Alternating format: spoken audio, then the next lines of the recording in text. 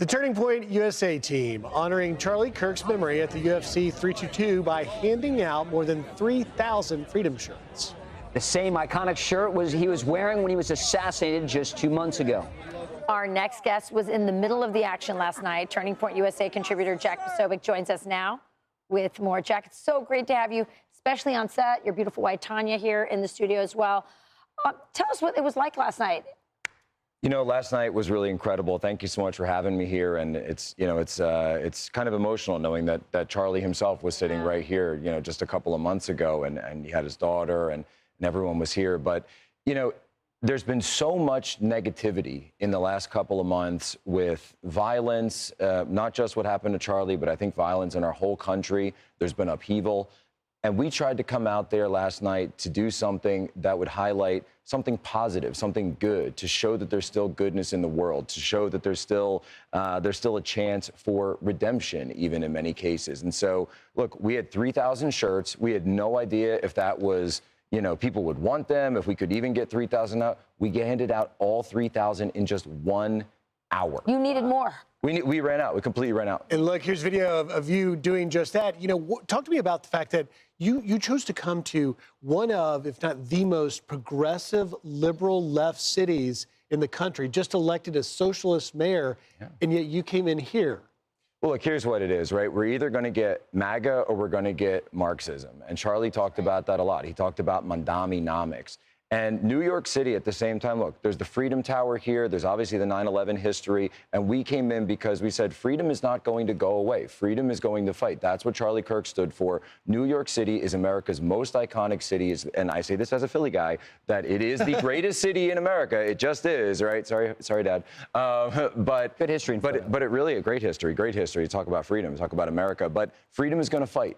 And so we're going to fight for freedom. We're going to fight for freedom in New York City. The urban right is going to come back up because we can't submit. We can't turn over our cities to this. We can't cede it. And so you're going to see people totally, I think, run away from this Marxism. I think it's going to be a failure. I think Charlie, obviously, and he and I had many conversations about that. But even beyond the politics of it, even beyond that, it was about showing that we are not afraid to go anywhere, to be anywhere, and to just hand out free shirts to anybody. Funny enough, a lot of the New Yorkers were like, okay, what's the catch? I said, the catch is you got to wear it.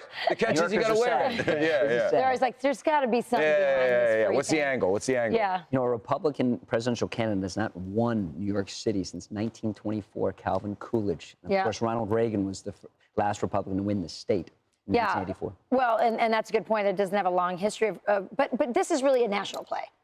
So what does that fight look like for you, for Turning Point, for the movement? We're seeing a lot of dissension, even inside of the movement, the right movement. And Charlie we were talking about this earlier. Charlie was like this bridge, this balm between the two sides. He's gone now. You're here.